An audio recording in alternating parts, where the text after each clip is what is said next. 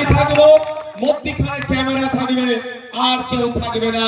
আমি প্রমাণ করে দেব পশ্চিম বাংলার মানুষের 1947 থেকে 2011-তে যত না ক্ষতি করেছে এই মমতা ব্যানার্জি, 2011 থেকে 2025 সব থেকে বেশি ক্ষতি মুসলমানদের করেছে, দলিতদের করেছে, আদিবাসীদের করেছে। এই মমতা ব্যানার্জি পশ্চিম বাংলার শিক্ষিত যুবকদের করেছে। আমি প্রমাণ করে দেবো। আর আমি যদি না প্রমাণ করাতে পারি, আমাকে যদি তৃণমূলের ঠান্ডাটা ধরাতে পারে মমতা ব্যানার্জি, আমি হাসতে হাসতে ধরে নেব।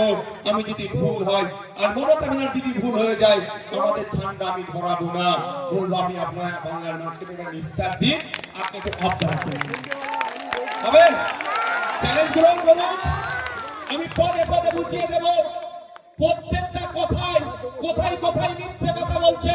আমি প্রত্যেকটা অ্যাঙ্গেলে আমি ধরে দেখিয়ে দেব যে আপনি পশ্চিম বাংলার মানুষের সাথে বিচারিতা করেছেন, আপনি আদিবাসীদের ভালোবাসার কথা বলছেন।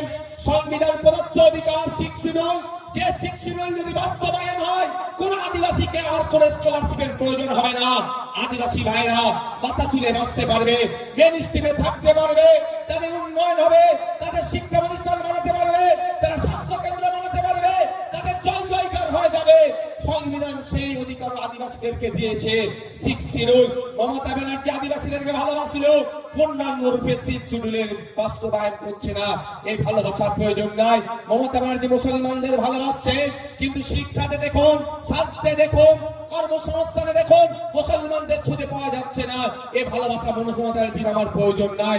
মমতা ব্যানার্জি শিক্ষকদের ভালোবাসছে, কিন্তু সরকারি শিক্ষকরা কেন্দ্রীয় সমাহারে দিয়ে পাচ্ছে না। এই ভালোবাসা আমার দরকার নাই। মমতা ব্যানার্জি পুলিশদেরকে নাকি খুব ভালোবাসছে, কিন্তু পুলিশদের হকেট দিয়ে তাদেরকে বুঝিয়ে দিচ্ছে না। একটা পুলিশ 8 ঘন্টার বেশি কেন ডিউটি করবে? সরকারি কর্মচারী 8 ঘন্টার বেশি ডিউটি করে না। একটা পুলিশকে 14 ঘন্টা 15 ঘন্টা কেন ডিউটি করতে হচ্ছে? এই আমার ভালোবাসার প্রয়োজন নাই। তাই বন্ধুগণ, এই মমতা ব্যানার্জি পশ্চিম বাংলার মানুষের সাথে বিচারিতা করছে। আর এই বিচারিতা যাতে না ধরতে পারেন, এই বিচারিতা থাকার পরও যাতে না আপনি অন্য জায়গায় অপশন থাকে, সেই জন্য মমতা ব্যানার্জি বিজেপিকে ডেকে নিয়েছে, আপনার সামনে দাঁড় করিয়ে দিচ্ছে। আমরা যখন রাজনৈতিক ভাবে মমতা ব্যানার্জির এই বিচারিতা, বিজেপির এই সাম্প্রদায়িকতার বিরুদ্ধে কথা বলছি, এদের অন্যায়ের বিরুদ্ধে যখন আমরা দাঁড়িয়ে আছি, তখন আমাদেরকে ভুল বোঝানোর জন্য, আমাদের সম্পর্কে মিথ্যাচার করার জন্য বলা হচ্ছে যে আইএসএফ নাকি ভোট কেটে বিজেপিকে নিয়ে আসবে। এটা ওষুধ আমি আজকে দিয়ে যেতে চাই, শুনবেন আপনারা? হাত তুলুন যারা শুনতে চাইছেন, যারা শুনতে চাইছেন হাত তুলুন তো। মমতা ব্যানার্জির এই ওষুধটা আমি দিতে চাই। কি ওষুধ? মমতা ব্যানার্জির দলের লোকেরা আমাদের নামে মিথ্যাচার করে, কি বলে?